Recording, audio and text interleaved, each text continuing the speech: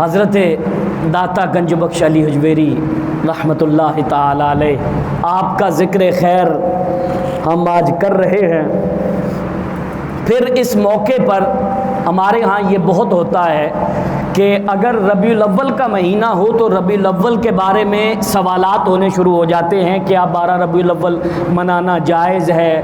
کیا اب جب حضور داتا صاحب کا عرس آیا ہے تو اس عرس پہ اب یہ سوال ہونے شروع ہو جائیں گے کہ ان کو داتا کہنا چاہیے یا نہیں کہنا چاہیے؟ تو جب بھی کبھی بھی ایسی بات ہو ہمیشہ یاد رکھیے، کبھی بھی جھگڑا نہ کیجیے۔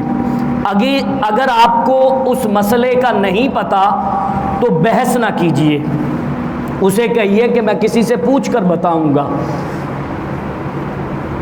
بڑے بڑے اشتہار بھی بسا اوقات دیکھے ہیں کہ داتا نام اللہ کا ہے، جبکہ میں منبر رسول پر بیٹھ کر اس بات کو قسماً کہنے کے لیے تیار ہوں کہ داتا نام اللہ کا ہے ہی نہیں۔ داتا تو لفظ ہی فارسی کا ہے، تو یہ اللہ کے ناموں میں سے کہاں سے آ گیا؟ اور پھر داتا کا معنی کیا ہے؟ داتا کا معنی ہے دینے والا۔ ارے جو 1000 سال سے لوگوں کو دے رہا ہے اس کو داتا نہ کہیں تو اور کیا کہیں؟